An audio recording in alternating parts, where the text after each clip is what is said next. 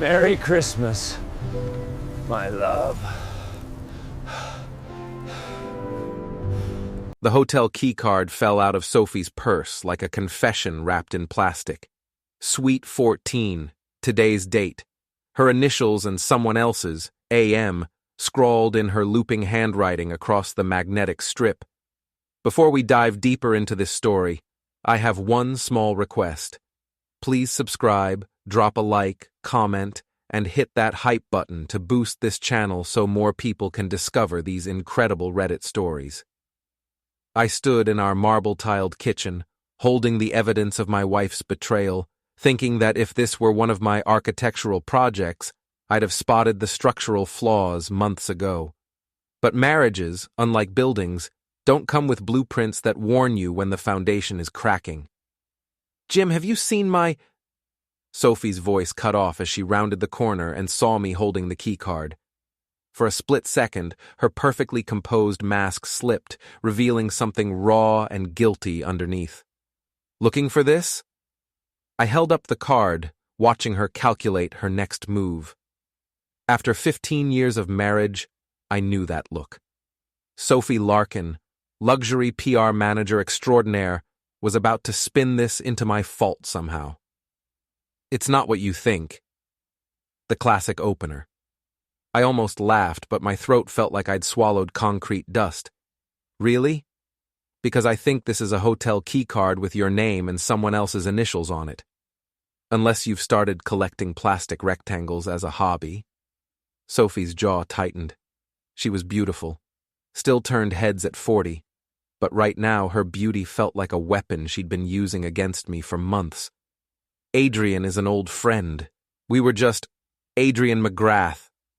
I said the name like I was reading from a death certificate. Your ex-fiancé, the one who owns that overpriced gym where all the desperate housewives go to pretend they're 25 again. Don't be crude, Jim. Crude? I haven't even started being crude yet. I pocketed the keycard. How long? She crossed her arms, defensive. How long what? How long have you been screwing your ex-fiancé in hotel rooms while I'm home designing dream houses for other people's happy marriages? The slap came fast, but I saw it coming. Architects learn to anticipate structural failures. I caught her wrist before her palm connected with my cheek. Don't. My voice came out quieter than I intended, but there was steel in it. Don't you dare act like the victim here. Sophie jerked her hand free, rubbing her wrist like I'd bruised it. You don't understand the pressure I'm under at work. Adrian listens to me. He makes me feel... special? Desired? Like the prom queen you never got to be? I shook my head. Save the speech for someone who hasn't heard you practice it in the shower. Her eyes widened. You've been spying on me? I've been living with you. There's a difference. I walked to the coffee maker, needing something to do with my hands before I said something I'd regret. Or maybe something I wouldn't regret enough. Your birthday party is tomorrow night. I assume he'll be there? Jim, we need to talk about this. Will he be there, Sophie? She hesitated. Yes, but as a friend, nothing more. I poured coffee into my favorite mug, the one she'd bought me for our 10th anniversary, back when she still pretended to care about my architectural firm's success. Then I guess we'll all be friends together. One big, happy family reunion. What's that supposed to mean? I turned to face her, and for the first time in months, I smiled, really smiled. It means I'm looking forward to the party. I think it's going to be very educational. Sophie studied my face, looking for cracks in my composure. She wouldn't find any. I'd spent too many years managing construction crews and dealing with difficult clients to let my emotions show when it mattered. Jim, if you're planning something... Planning something? Me? I took a sip of coffee. I'm just an architect, Sophie. I draw pretty pictures of houses and make sure they don't fall down. What could I possibly plan that would interest someone as sophisticated as you? She left the kitchen without another word, her heels clicking against the hardwood like a countdown timer. I listened to her climb the stairs to our bedroom. Her bedroom, really, since I'd been sleeping in the guest room for 3 weeks now. I pulled out my phone and scrolled through my contacts until I found the number I wanted. Mark answered on the second ring. "Jim? What's up, man?" "I need a favor, Mark. A big one." Mark Henderson had been my office manager for 8 years. He was also the closest thing I had to a best friend, which said something depressing about my social life. But Mark understood loyalty, and more importantly, he understood revenge. "What kind of favor?" "The kind that requires your extensive knowledge of social media and your complete lack of moral scruples." Mark laughed. "Now you're speaking my language. What did Sophie do?" "She's been having an affair with her ex-fiancé. I found a hotel keycard." The line went quiet for a moment. "Jesus, Jim, I'm sorry." "Don't be sorry. Be useful. I need you to do some research on Adrian McGrath. He owns that fitness center on Maple Street. I want to know everything, his business, his relationships, his weaknesses, everything." "Consider it done. What else?" I looked out the kitchen window at our perfectly manicured lawn, our 3-car garage, our architectural showcase of a house that had never felt like a home. "How do you feel about crashing a birthday party?" "Sophie's party? Tomorrow night?" "The very one. I think it's going to be the social event of the season." "I'll bring popcorn." After I hung up, I sat in my kitchen for a long time, listening to Sophie move around upstairs. She was probably texting Adrian right now, warning him about our conversation. Or maybe she was planning her next lie, the next elaborate story to explain away the unexplainable. It didn't matter.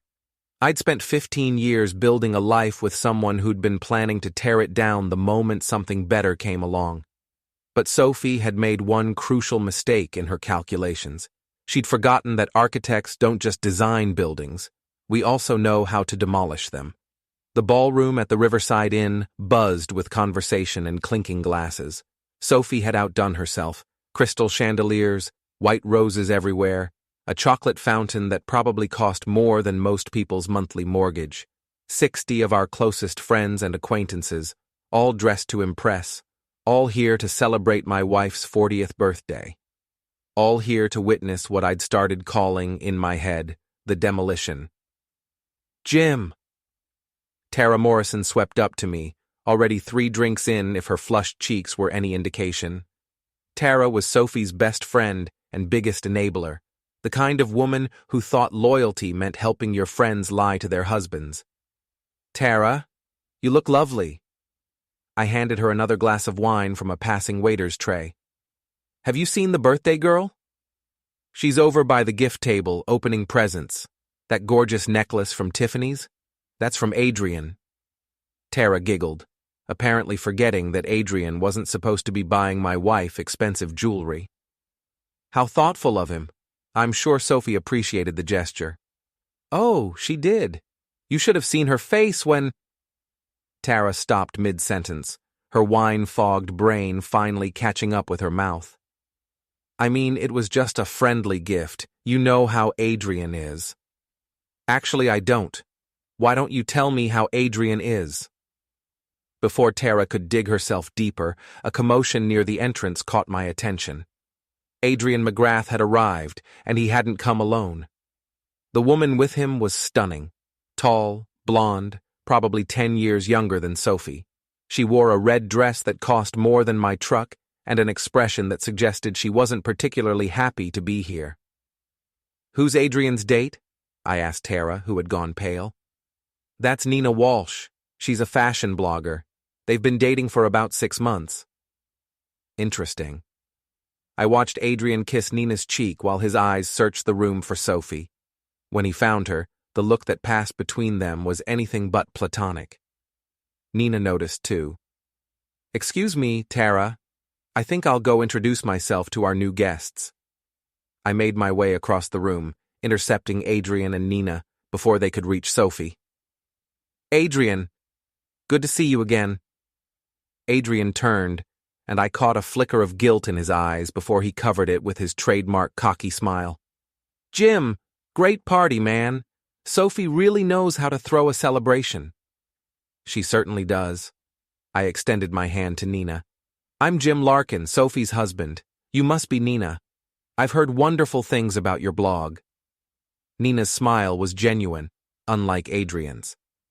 Thank you. Adrian's told me so much about you and Sophie. You have a beautiful home. Actually, you've never been to our house. I kept my voice light, conversational. But I'm sure Adrian's described it in great detail. Adrian's jaw tightened almost imperceptibly. I may have mentioned it. Along with all those late-night phone calls with Sophie, I imagine. You two have so much catching up to do after all these years. Nina's smile faltered. Late-night phone calls? Oh, yes. Sophie's always been a night owl. Sometimes I wake up at 2 or 3 in the morning and hear her laughing on the phone. Such a distinctive laugh, don't you think, Adrian? I wouldn't know, Adrian said, but his voice had gone flat. Really? That's odd. Because Sophie mentioned just yesterday how much you enjoy her sense of humor. She said you told her she was the only woman who could make you laugh until your sides hurt. Nina turned to look at Adrian, and I could practically see the gears turning in her head. When did you tell her that, baby? We were just reminiscing about old times. At 2 in the morning? Nina's voice had developed an edge. Before Adrian could answer, Sophie appeared at my elbow. She looked radiant in a black cocktail dress that showed off the figure she worked so hard to maintain. She also looked terrified.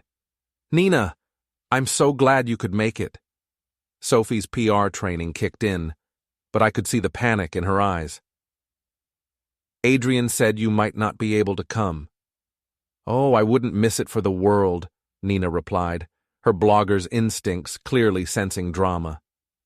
Jim was just telling me about your late-night phone conversations with Adrian. How sweet that you've maintained such a close friendship. Sophie shot me a look that could have melted steel. Jim has such an active imagination.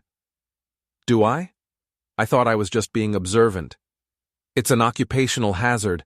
Architects notice structural details that other people miss. What kind of structural details? Nina asked. I smiled.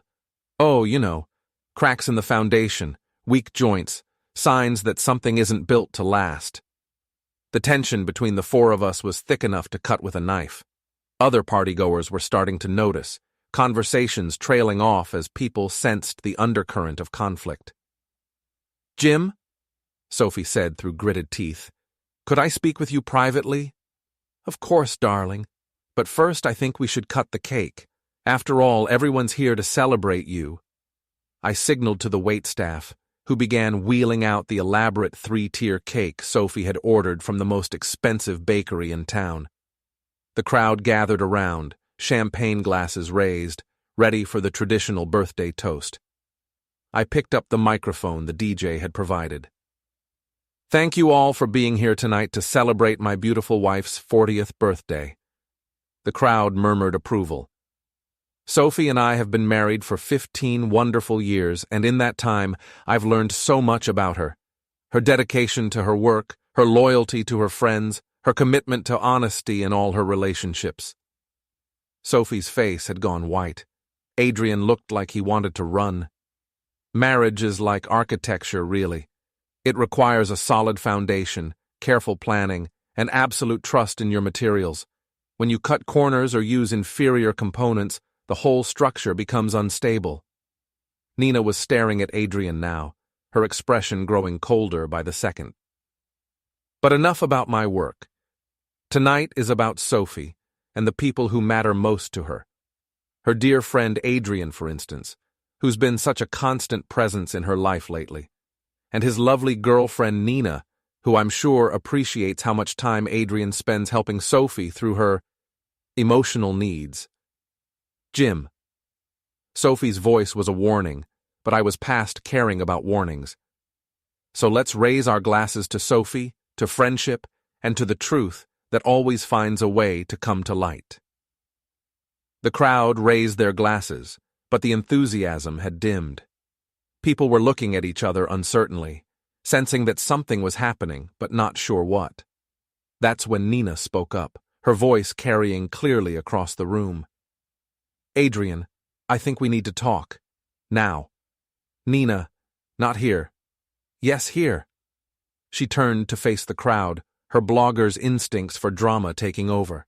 "I'm sorry to interrupt the party, but I just learned that my boyfriend has been having late-night phone conversations with the birthday girl. Conversations he apparently forgot to mention to me." The room went silent. Sophie looked like she might faint. "Nina, you're misunderstanding," Adrian started. "Am I? Because Jim seems to know an awful lot about these conversations for someone who's supposedly just guessing." All eyes turned to me. I shrugged. "I'm a light sleeper, and our house has excellent acoustics." "What exactly did you hear?" Nina demanded. I could have stopped there, could have let the implication hang in the air and walked away. But Sophie had spent months lying to my face, and Adrian had spent months helping her do it. I pulled the hotel keycard from my pocket.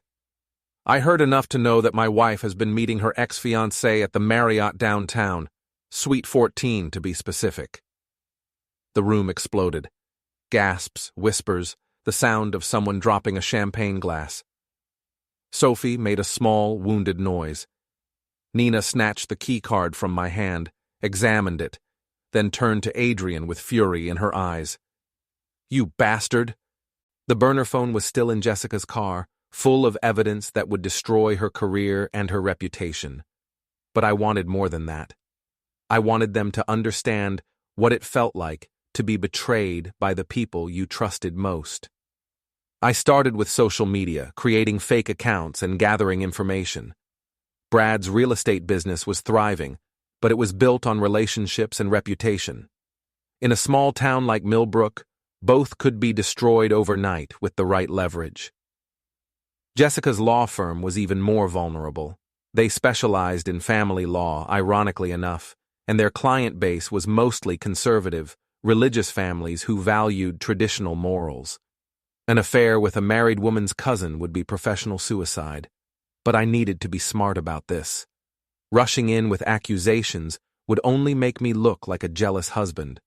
I needed proof, witnesses, undeniable evidence that would leave no room for doubt or sympathy. My phone buzzed. Another text from the unknown number. "Roadside Motel, Room 12. Tomorrow, 2 p.m. I stared at the message, my pulse quickening. Someone was feeding me information, helping me build my case. But who? And why? I typed back, "Who is this?" The response came immediately. "A friend. Someone who believes in justice." Justice. I liked the sound of that. For too long, I'd been the good guy, the reliable one, the man who fixed everyone else's problems while ignoring his own. But good guys finish last, and I was tired of losing.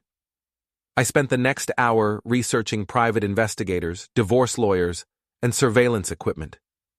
If Jessica and Brad wanted to play games, I'd show them how the game was really played. Around midnight, I finally went upstairs. Jessica was asleep, or pretending to be, curled up on her side of the bed with her back to me. I lay down carefully, trying not to disturb her, and stared at the ceiling. Tomorrow would be the start of something new. The old Danny was gone, replaced by someone harder, smarter, more ruthless. Someone who understood that trust was for fools, and I'd been the biggest fool of all. But not anymore. The next morning, I called in sick to work for the first time in 3 years. My boss, Mike Patterson, didn't question it. I'd earned enough goodwill over the years to buy myself some flexibility. "Take care of yourself, Danny," he said. "We'll manage without you for a day or two." If only he knew what I was really planning to take care of. Jessica left for work around 8:30, claiming she had to catch up on paperwork after the holiday. I watched from the kitchen window as she backed out of the driveway, probably heading to meet Brad before their afternoon rendezvous. Maddie was still asleep, recovering from staying up until 3 playing video games with her online friends. The house was quiet, giving me time to think and plan. I started by visiting our bank. 22 years of marriage meant joint accounts, shared credit cards, and mutual access to everything. I transferred half our savings to a new account in my name only, then canceled the credit cards Jessica used for her business expenses. The bank manager, a thin man named Peterson, who'd handled our mortgage, looked uncomfortable with the transactions. "Is everything all right, Mr. Sullivan? These are some significant changes." "Just reorganizing our finances," I said. "My wife and I are planning some major life changes." That wasn't technically a lie. Next, I drove to the roadside motel on Highway 9. It was the kind of place that rented rooms by the hour and didn't ask questions about identification. The parking lot was mostly empty except for a few long-haul truckers catching up on sleep. I parked across the street at a diner and waited. At exactly 2 o'clock, Jessica's Honda pulled into the motel lot, followed minutes later by Brad's silver BMW. They met at room 12, just as my anonymous informant had predicted. I took photos with my phone, capturing license plates, faces, and timestamps. Then I waited some more, documenting how long they stayed, what they did when they came out, the way they kissed goodbye like teenagers. It was pathetic, really. 2 middle-aged people sneaking around like they'd invented adultery. After they left, I approached the motel office. The clerk was an elderly woman with suspicious eyes and the kind of permanent scowl that came from years of dealing with humanity's worst impulses. "Help you?" she asked without looking up from her soap opera. "I'm a private investigator," I lied, showing her my driver's license quickly enough that she couldn't read it carefully. "I need information about room 12, the couple who just left." "We don't give out information about our guests." I pulled out a $100 bill and placed it on the counter. "I'm not asking for names, just confirmation of dates and times." She palmed the money with practiced efficiency. Desired. "So this is my fault?" "No, that's not what I'm saying. It sounds exactly like what you're saying." I stood up, suddenly too tired for this conversation. "You felt neglected, so you decided to cheat. You felt invisible, so you humiliated me in front of our entire social circle. You wanted to feel desired, so you destroyed our marriage." "Jim, please. The guest bedroom is yours tonight. Tomorrow you find somewhere else to stay." She started crying again, but the tears felt manipulative now, calculated to make me feel guilty for not forgiving her betrayal. "What about our friends? Our life together?" "What about them? You threw it all away for 6 months with a man who was cheating on his girlfriend with you. Did you really think that was going to end well?" Sophie left without another word. I heard her climbing the stairs, heard the guest bedroom door close, then silence. I finished my bourbon and went to bed, but sleep didn't come easily. My mind kept replaying the scene at the party, the look on Nina's face when she realized what was happening, the sound of Sophie's sobs echoing through the ballroom. I should have felt victorious. I'd exposed the truth, humiliated the people who'd been lying to me, gotten my revenge in spectacular fashion. Instead, I just felt empty. The next morning, Sophie was gone. She'd taken some clothes, her jewelry, her laptop, but left everything else. No note, no explanation, no attempt at reconciliation. Mark called around noon. "How are you holding up?" "I've been better. How's the fallout?" "Brutal. The video's gone viral. Someone posted it on TikTok with the caption, 'When keeping it real goes wrong.' It's got over 2 million views." "Jesus." "Gets better. Nina Walsh wrote a blog post about it. How I found out my boyfriend was cheating at his ex's birthday party. It's trending on Twitter." I rubbed my temples, feeling a headache building. "What about Sophie?" "Haven't seen her. But Adrian's gym is getting review bombed. Apparently, cheating on your girlfriend with a married woman is bad for business." "Good. Jim, I have to ask. Are you okay with how this played out? Because there's no going back from this." I looked around my empty house, at the wedding photos I'd need to take down, at the life I'd need to rebuild from scratch. Yeah, Mark, I'm okay with it. But as I hung up the phone, I realized that okay and satisfied were two very different things. Sophie had betrayed me, humiliated me, thrown away 15 years of marriage for a fling with her ex-fiancé, but I wasn't done with her yet. 3 weeks after the party, I was sitting in my truck outside Adrian's fitness center, watching him through the floor-to-ceiling windows as he led a yoga class full of suburban housewives. He looked good, tanned, fit, confident, like a man who'd gotten away with something. That was about to change. My phone buzzed. A text from Mark. Package delivered. You sure about this? I typed back, absolutely. Inside the gym, Adrian was demonstrating a particularly complicated pose when the fire alarm went off. The sprinkler system activated a moment later, soaking everyone in the room with ice-cold water mixed with something that smelled distinctly fishy.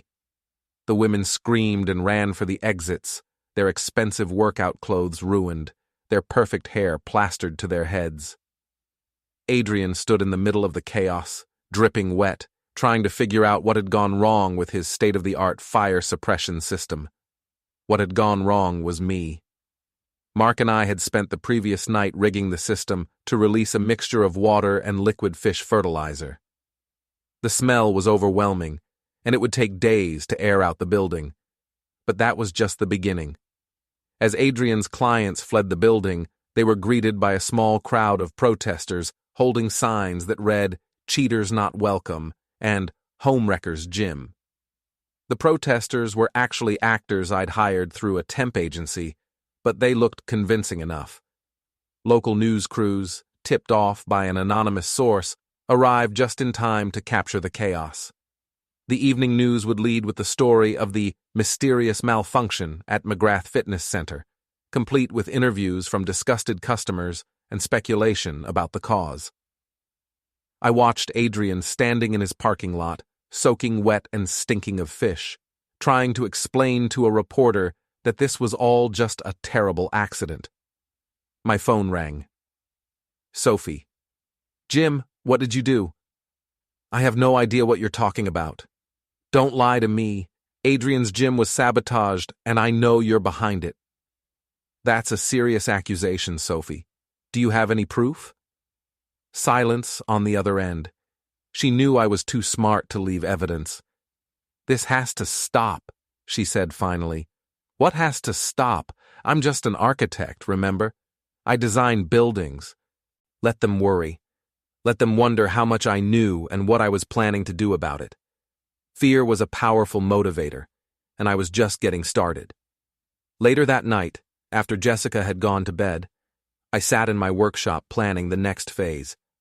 I had evidence, leverage over Father Donnelly, and control of our finances. But I wanted more than just victory. I wanted them to understand the consequences of their choices. My phone buzzed with another message from my anonymous ally. "Check Jessica's office computer. Password is Maddie 2006, Maddie's birth year." Of course, Jessica would use our daughter's information for her password. It was almost poetic, using the child from her first betrayal to hide her second one. I had a key to Jessica's office building. She'd given it to me years ago for emergencies. At 2 a.m, the place was deserted except for a security guard who knew me by sight. "Working late, Danny?" he asked as I signed in. "Jessica forgot some important files. You know how lawyers are." He laughed and waved me through. Jessica's computer was password protected, but Maddie 2006 worked perfectly. I spent an hour copying files, emails, and financial records. Jessica had been sloppy, using her work computer for personal correspondence with Brad. The emails were even more damaging than the text messages. They'd discussed divorce strategies, asset protection, and how to minimize my custody rights. Jessica had even consulted with a colleague about the best way to file for divorce while pregnant, maximizing her chances of getting alimony and child support. They'd planned everything except for the possibility that I might fight back. I copied everything to a flash drive and erased my digital footprints. By the time I got home, Dawn was breaking over Millbrook, painting the sky in shades of pink and gold. It was going to be a beautiful day. 3 days later, Jessica's world started falling apart. It began with a phone call from her office manager, a nervous woman named Patricia who'd worked at the firm for 15 years. "Jessica, we need to talk," Patricia said, her voice tight with anxiety. "Can you come in early today?" I was drinking coffee at the kitchen table when Jessica took the call, close enough to hear both sides of the conversation. Jessica's face went pale as she listened. "What's wrong?" Jessica asked. "Just, please come in. Mr. Henderson wants to see you in his office at 8 sharp. Henderson was the senior partner, a man who'd built his reputation on representing traditional families in custody disputes and divorce proceedings. He was also a deacon at First Methodist and took a dim view of moral flexibility. After Jessica left, looking like she was heading to her own execution, I called Eddie. My younger brother had always been the wild one in our family, but he was loyal to a fault and had connections throughout the county. "Danny, what's up?" Eddie's voice was rough with sleep and probably last night's beer. "I need a favor." "Name it." "Remember your friend Tony who works at the newspaper? Tony Ricci?" "Yeah, what about him?" "I have a story he might find interesting. About corruption in local real estate and legal circles." Eddie was quiet for a moment. "Danny, what the hell are you up to?" "Justice." "That doesn't sound like you." "The old me is gone, Eddie. This is the new me, and the new me doesn't turn the other cheek." "All right, I'll call Tony, but if this blows up in your face, don't say I didn't warn you." "It's not going to blow up in my face." An hour later, I was sitting in Tony Ricci's cluttered office at the Millbrook Gazette, laying out the evidence of Jessica and Brad's affair. Tony was a thin, intense man who'd been investigating local corruption for years without much success. I was handing him the story of his career. "This is explosive stuff, Danny," he said, scrolling through the emails and photos on my flash drive. "But I have to ask, are you sure you want to do this? Once this story breaks, there's no taking it back." "I'm sure. Your wife's career will be over. Your cousin's business will collapse. The priest will be defrocked." "Good." Tony studied my face, looking for cracks in my resolve. "What about your daughter? This will affect her too." That gave me pause. Maddie was innocent in all this, but she'd suffer the consequences along with everyone else. For a moment, I felt a flicker of the old Danny, the one who always put other people's feelings first. Then I remembered Jessica's emails about minimizing my custody rights, and the moment passed. "My daughter will learn that actions have consequences," I said. "Better she learns it now than later." Tony nodded and started typing. "Give me 3 days. I want to verify everything and get statements from other sources." "What kind of sources?" "The motel clerk, for starters. Maybe some of your wife's co-workers who might have suspected something. I'll also need to contact the subjects for comment." "They'll deny everything. Let them. Denial is just another part of the story." That afternoon, I drove to Brad's real estate office, a gleaming glass building in the newer part of town. His secretary, a young woman with too much makeup and not enough sense, smiled brightly when I walked in. "Mr. Sullivan, how nice to see you. Are you here to see Brad? Is he available? He's with a client right now, but I'm sure he can spare a few minutes for family." Family. The word tasted bitter in my mouth. She buzzed Brad's office, and a moment later he emerged with a middle-aged couple who were probably looking at starter homes. Brad's smile faltered when he saw me, but he recovered quickly. "Danny, what brings you by?" "Just wanted to chat, when you have a minute." "Of course. Let me just finish up with the Johnsons here." I waited while Brad walked his clients to the door, making small talk about mortgage rates and property taxes. When they were gone, he invited me into his office, a shrine to success decorated with awards, photos, and expensive furniture. "So, what's on your mind?" Brad asked, settling behind his desk like a king on his throne. Jessica's been acting strange lately, distracted. I was wondering if she'd said anything to you. Not really. Why? She's been working late, taking mysterious phone calls, acting secretive. I'm starting to wonder if something's going on. Brad's face was a mask of concern, but I could see the panic in his eyes. I'm sure it's just work stress. You know how demanding her job is. Yeah, demanding. That's one word for it. Danny, what are you getting at?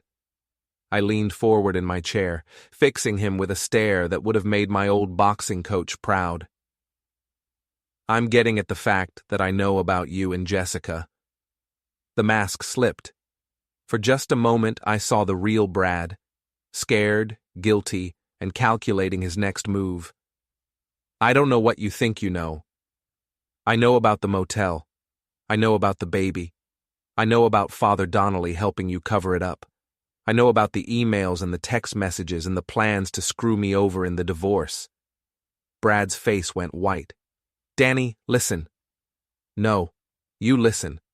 For 22 years, I've been the good guy, the reliable one, the one who fixes everyone else's problems and never complains about his own. But you know what I've learned? Good guys finish last, and I'm tired of losing. What do you want? I want you to understand what it feels like to lose everything, your business, your reputation, your future. I want you to know what betrayal tastes like. You can't prove anything. I pulled out my phone and showed him one of the photos from the motel. Can I? Brad stared at the image, his hands shaking slightly. If you expose this, you'll hurt Jessica too, and Maddie. Is that really what you want? Jessica made her choice. Maddie will survive. The question is, will you? I stood up to leave, but Brad's voice stopped me. Danny, wait.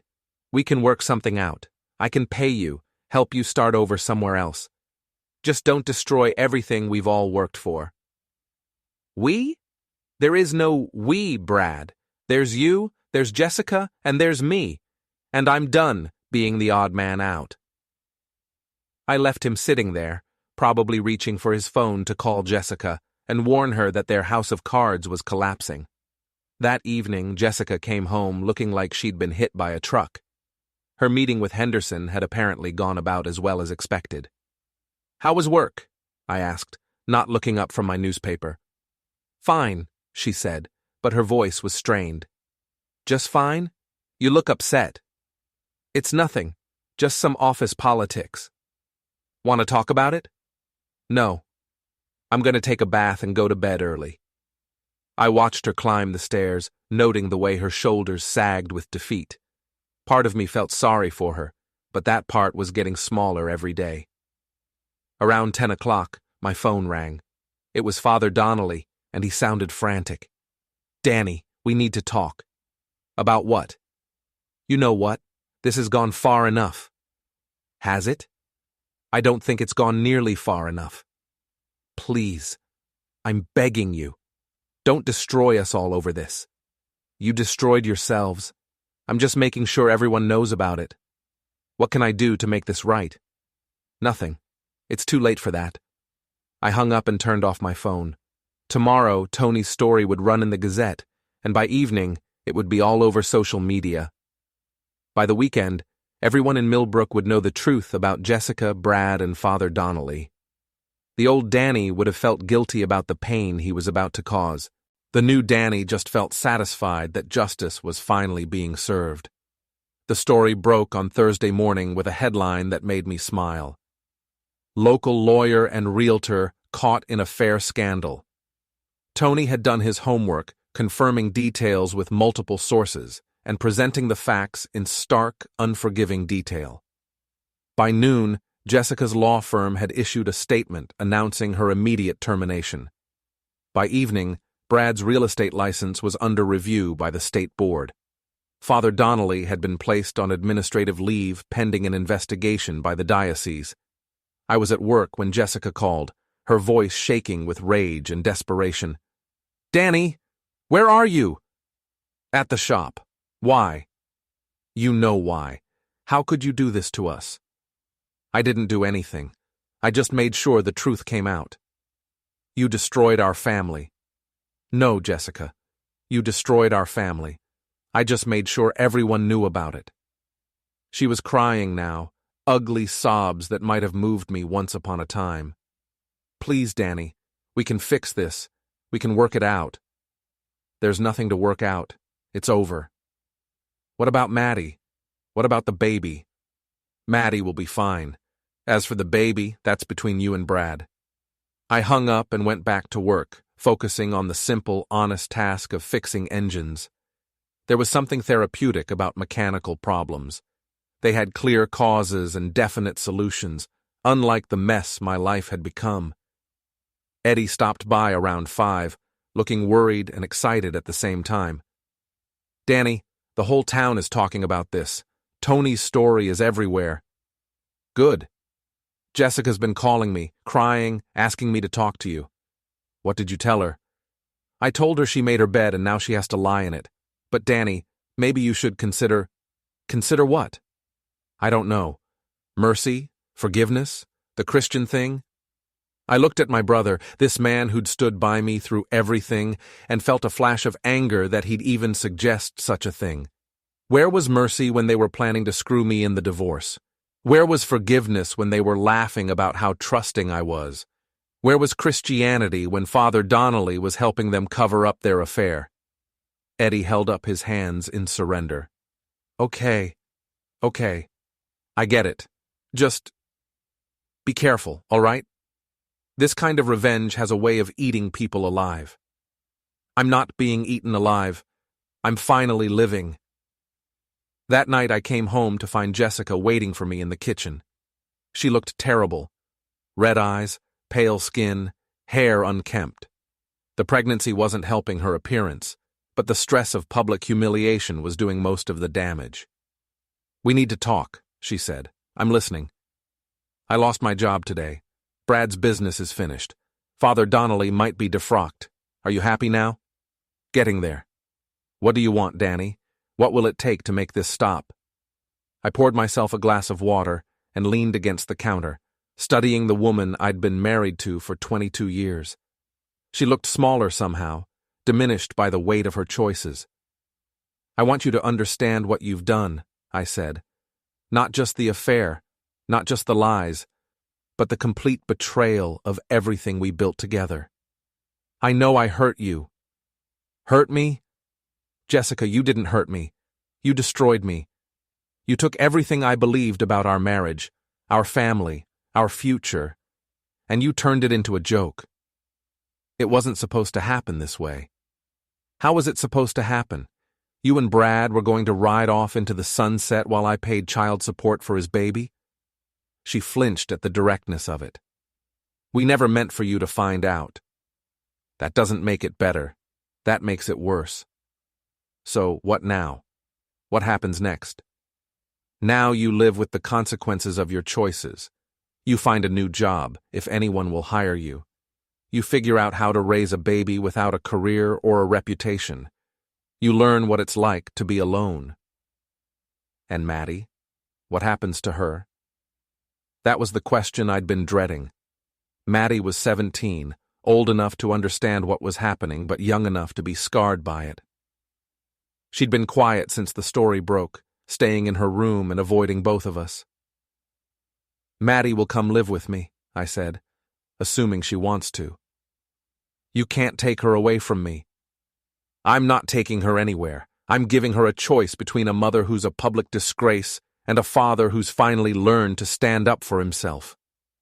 Jessica's face crumpled. Danny, please. I know I made mistakes, but I'm still her mother. I'm still your wife. No, you're not. You stopped being my wife the moment you started planning your future with another man. I left her crying in the kitchen and went upstairs to talk to Maddie. I found her in her room, staring at her phone with the expression of horrified fascination. Hey, kiddo. How are you holding up? She looked up at me with Jessica's eyes but my stubborn chin. Everyone at school is talking about it. The story's gone viral on TikTok. I'm sorry about that. Are you? Because you don't seem sorry about anything else. I sat down on the edge of her bed, choosing my words carefully. I'm sorry you're caught in the middle of this. I'm sorry your mother made choices that hurt our family. But I'm not sorry that the truth came out. Mom says you're trying to destroy her. Your mother destroyed herself. I just made sure everyone knew about it. Maddie was quiet for a long moment, processing everything with the intensity of someone forced to grow up too fast.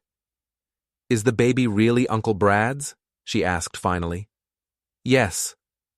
And Father Donnelly knew about it? Yes. That's so messed up. Yes, it is. She looked at me with something that might have been respect, or might have been fear. What happens now? That's up to you. You can stay here with your mother, or you can come live with me. Either way, I'll make sure you're taken care of. Where would we live? I'm thinking about getting a place across town, maybe a small house with a garage where I can work on cars. Away from all this? Away from all this. She nodded slowly. Can I think about it? Take all the time you need. The next morning, I woke up to find Jessica gone. Her clothes were missing from the closet, her toiletries cleared out of the bathroom. She'd left a note on the kitchen table. I'm staying with my sister in Chicago until things calm down. Take care of Maddie. Maddie found the note when she came down for breakfast. She read it twice, then crumpled it up and threw it in the trash. So much for not taking me away from her, she said. Your mother is dealing with a lot right now. She probably thinks it's better if she's not here. She's probably right. We ate breakfast in comfortable silence, two people who'd survived the wreckage of their family and were figuring out how to move forward. Outside, snow was falling again, covering the world in a clean white blanket that made everything look fresh and new. Dad? Maddie said finally. Yeah. I want to come live with you. Are you sure? I'm sure. Mom made her choice. Now I'm making mine. I reached across the table and squeezed her hand. We'll be okay, kiddo. We'll figure it out together. I know we will. That afternoon, I got a call from Tony Ricci. The story had been picked up by regional newspapers and was spreading across social media faster than he'd expected. You've got reporters calling from 3 states, he said. Everyone wants to interview the wronged husband who fought back. I'm not interested in interviews. You sure? This could be your 15 minutes of fame. I've had enough fame to last a lifetime. What I wanted now was peace. The revenge was complete. Justice had been served, and the people who'd betrayed me were facing the consequences of their choices. Jessica was unemployed and disgraced. Brad's business was ruined. Father Donnelly's career was over. I'd won, but victory felt different than I'd expected. There was satisfaction, but also a strange emptiness, like finishing a long race and realizing you had nowhere else to run. That evening, I was cleaning out the garage when Brad's BMW pulled into my driveway. He got out slowly, looking like a man walking to his own execution. Danny, we need to talk. I thought we said everything we needed to say. Please, just give me 5 minutes. I set down my wrench and faced him. 5 minutes.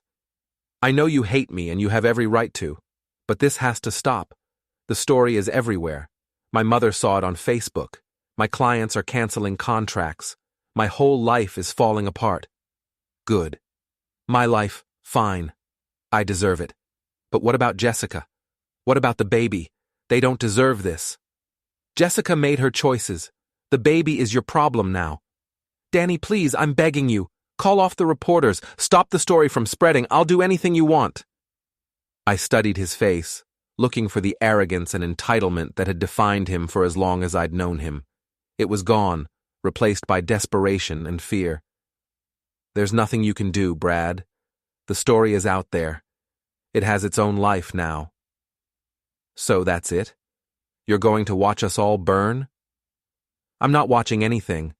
I'm moving on with my life.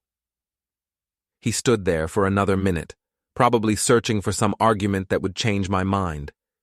When he realized there wasn't one, he got back in his car and drove away. I never saw him again. The next week, I put the house up for sale and started looking for a smaller place across town. Maddie and I spent our evenings packing boxes and planning our new life together. She'd grown up a lot in the past few weeks, forced to confront the reality that adults weren't always trustworthy or reliable. "Do you think Mom will ever come back?" she asked one evening as we sorted through old photo albums. "I don't know. Maybe when the scandal dies down." "Do you want her to come back?" I thought about it for a moment, trying to imagine Jessica walking through the door and asking for forgiveness. The old Danny might have considered it. The new Danny had no interest in revisiting the past. "No," I said. "I don't." "Good. I don't either." We kept packing, building our future one box at a time.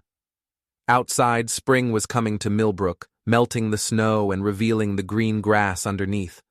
It felt like a new beginning, a chance to start over without the weight of betrayal and lies. I'd learned that trust was for fools, but I'd also learned that sometimes being a fool was better than being a victim.